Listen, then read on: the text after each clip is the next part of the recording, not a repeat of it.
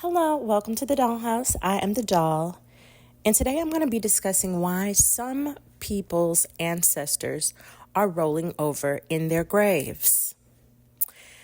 A lot of so-called blacks in America have ditched traditional religion. Me, for example, I used to go to church maybe 3 times a week for choir rehearsal, actual church, sometimes the afternoon service, homework help on Monday, usher board meetings, you name it. Just running errands around the church, you name it. So I definitely have gotten away from that in practice myself. As a matter of fact, in my off-camera career, I title myself a metaphysicist, and that's really just what it is. But I'm not alone in abandoning Christianity and Christian culture and organized religion. A lot of so-called blacks in America have embraced West African traditional religions like Ifa, Vodun, and Santeria. And New Age philosophy has permeated American culture at every level. So not just in Ifa and Santeria do you hear about ancestors, but in New Age philosophy that is, really universal, people discuss their spirit guides, which, it's certainly based on ancestry. And a lot of cultures, especially Asian cultures, revere ancestors and depend on them for clarity and guidance. So what I want to examine is how denying one's full ancestry will result in a stunted spiritual experience. Cutting off ancestry just because you haven't gone back far enough will stunt your spiritual growth. And so many so-called blacks in America are denying themselves the guidance of potentially valuable spirit guides because they want to pretend that they don't have any European ancestry at all. It's weird.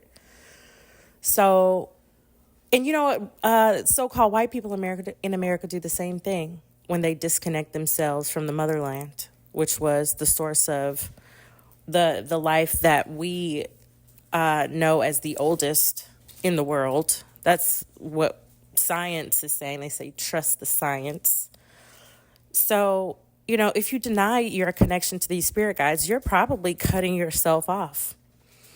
And I'm going to play a video by a well-respected Ifa priestess talking about how we are assigned our spirit guides. When people are born, they say that there's a school of spirits that are there, ancestral spirits, in addition to different guides that automatically go, kind of like, let's say this is the person being born. Okay, I'm here, we're together, let's go. Do you understand? So those guides can be relatives, they can be non-relatives. The spirit guides? Spirit guides can be relatives and non-relatives. Okay, so researchers at 23andMe have found that so-called African Americans have an average of 24% European ancestry in their genome. And it's an undeniable fact that most so-called Black Americans, especially those of us whose ancestry has spanned generations in America, most of us have been influenced by the Europeans who colonized and governed the United States. So the sad part is that in most cases, the political and social climate, it made maintaining family ties taboo. An enslaved woman could not just go around and proudly proclaim how she was violated in the night by her captor and how he fathered her children. But that was the reality of how things were. So she couldn't really tell anyone, but everybody knew at the same time, like she didn't have to say a word. So the bastardization of the descendants of formerly enslaved people happened is something to acknowledge, but it's nothing to be ashamed of. And because we didn't do it, like we weren't there. So just acknowledge it. And it's time for us to move on now as a nation. I have a great aunt who claims that her blonde hair and blue eyes are a result of Native American ancestry, but everybody knows she's just ashamed to say what really is true. And after denying things for so long, she ended up taking a DNA test, kind of like the 23andMe one, but it was a different brand. And she learned that she was more than 50% European. It's something that she knew all along, because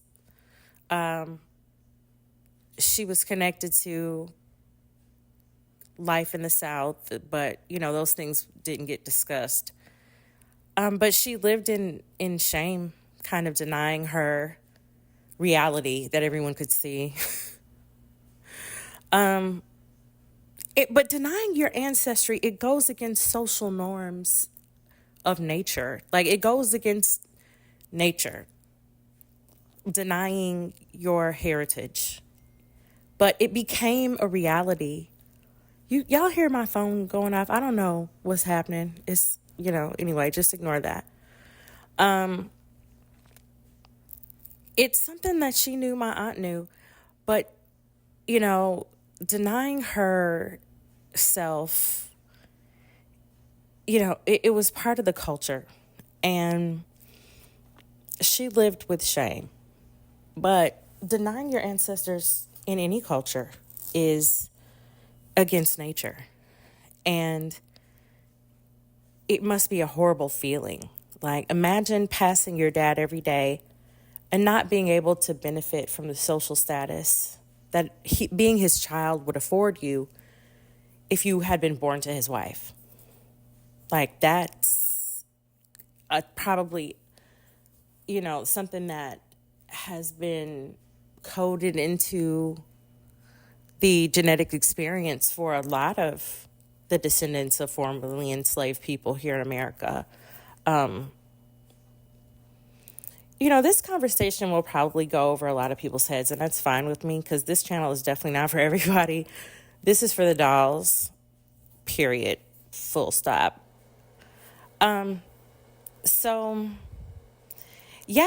Just to be ignored and undervalued and cast aside, it must have bred bitterness. And I can empathize with the bitterness that must have bred, especially for the people who lived through it, and then even their descendants,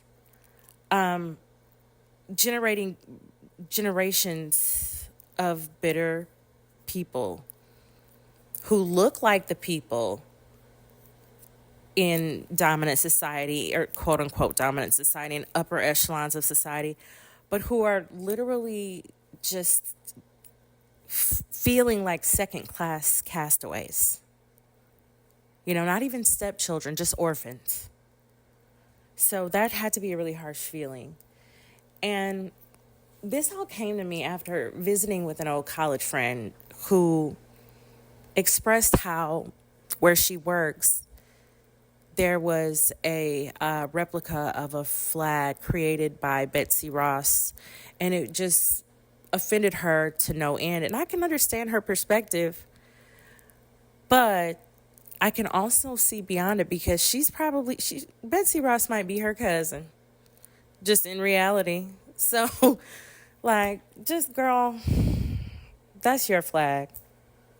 Just own that shit, because, Betsy Ross's daddy is probably your great-great-great-grandfather, or who knows, your cousin or mine. Like, the history of America, is very messy. So, these are the feelings that a lot of people embrace, though, like being upset with the flag. A lot of so-called Black people don't really embrace their American heritage. We know this. And they act like the European ancestors who cast their Nigerian or West African ancestors aside. They act like those ancestors, the captors, the slave holders, they act like they don't exist because, of course, because those European ancestors acted like their so-called Black children didn't exist. Yes, that's true. And it's kind of tit for tat. So, the so-called Black people in America have never had the chance to benefit from nepotism in mass. What I'm saying is that they've never experienced preferential treatment or a hand up like in American society on a large scale, the way the so-called legitimate children of so-called white people have experienced. And I can understand that bitterness. Yeah, I can see how that could develop. There's an African proverb. It says, a child who is not embraced by the village will burn it down to feel its warmth. And I can understand how a child who was never embraced by its parents would want to hurt them rather than see their flaws and understand them. Very, very true. But, that phrase, that African proverb, a child who's not embraced by the village will burn it down to feel its warmth. That's very telling. And there's some, work that needs to be done, obviously, so that the village doesn't get burned to the ground. And I'm hoping that the future leaders of this country might stumble upon this channel one day and hear this.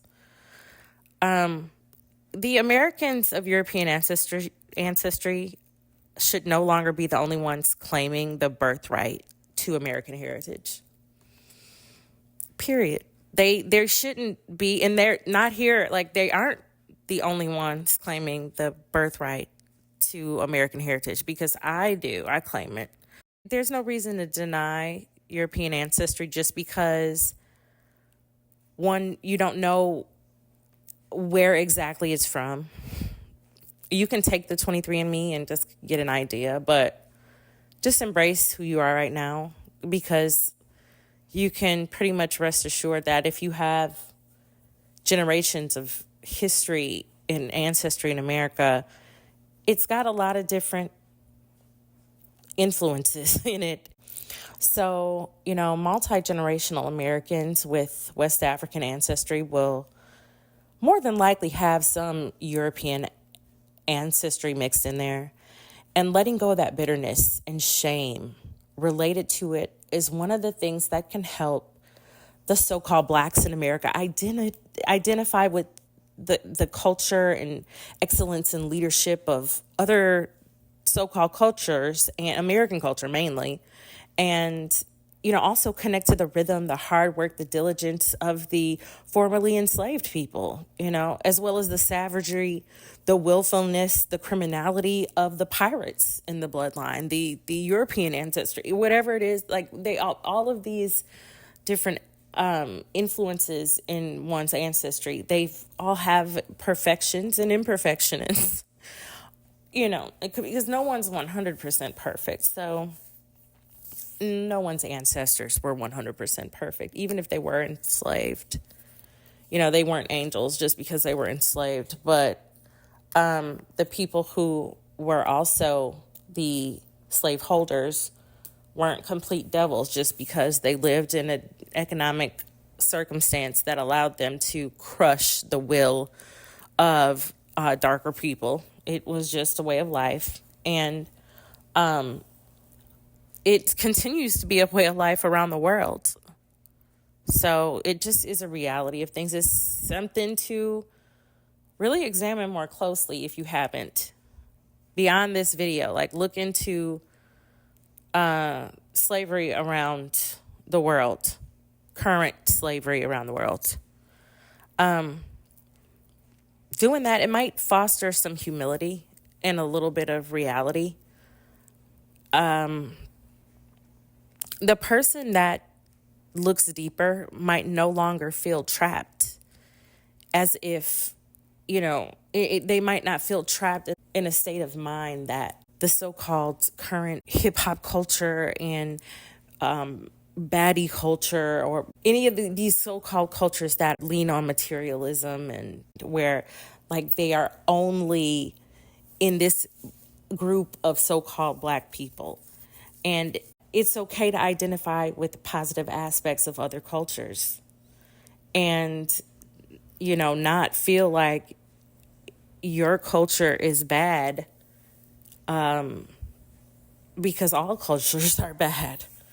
There's not really any superiority. You just make a choice, and we can choose to embrace ourselves and no longer feel inferior to so-called white people.